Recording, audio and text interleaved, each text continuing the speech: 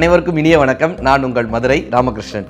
இன்றைக்கு நம்ம பார்க்கக்கூடிய புத்தகம் கரிசல்காரி கவிதா ஜவஹர் அவர்கள் எழுதியிருக்கக்கூடிய ஒரு அற்புதமான புத்தகம் நீயே முளைப்பாய் என்கிற ஒரு அற்புதமான ஒரு புத்தகம். நீங்கள் உங்களை நிறைய பட்டிமன்றங்களில் பார்த்துருக்கலாம். சாலமன் பாப்பா ஐயாவினுடைய பட்டிமன்றங்களில் தொடர்ந்து பேசக்கூடியவர்கள் கவிதா ஜவஹர் அக்கா. அவங்க எனக்கு ரொம்ப நெருக்கமானவர்கள். நிறைய அறிவுரைகள் சொல்லக்கூடிய ஒரு அன்பிற்கினிய சகோதரி அந்த அக்கா.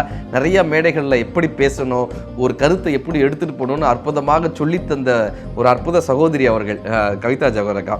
அவங்க ஒரு அழகான ஒரு கவிஞரும் கூட. முத்துலிங்கம்னு தமிழ்நாட்டினுடைய மிகச்சிறந்த ஒரு எழுத்தாளர், தமிழ் உலகினுடைய மிகச்சிறந்த எழுத்தாளர்னு சொல்லக்கூடிய முத்துலிங்கம் ஐயா அவர்கள் சொல்றார். இந்த புத்தகத்தை படிச்சுட்டு ஒரு கவிதை அவங்க எழுதியிருப்பாங்க. நீ இங்கு இல்லை, நீ இங்கு இல்லை, ஆனால் நீ இங்கு இல்லாமலும் இல்லை என்கிற இந்த ஒரு கவிதையை சொல்லிட்டு சொல்றாரு. இப்படி ஒரு பிரிவினுடைய வழியை சொல்லக்கூடிய கவிதை நான் இதுவரை வாசித்ததே இல்லைன்னு முத்துலிங்கம் ஐயா அவர்கள் சொல்றாங்க. அதே போல வண்ணதாசன் ஐயா அவர் ஒரு கவிதையை கோட் பண்ணி சொல்றாரு.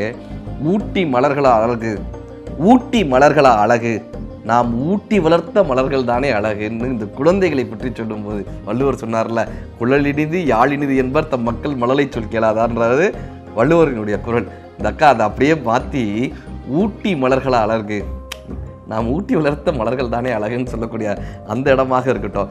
ஒரு இடத்துல சொல்கிறாங்க, தமிழ் படித்த புலவர்கள், தமிழ் படித்த பேச்சாளர்கள் அகம் பேசுவதை விட புறமே அதிகம் பேசுகிறார்கள்னாங்க.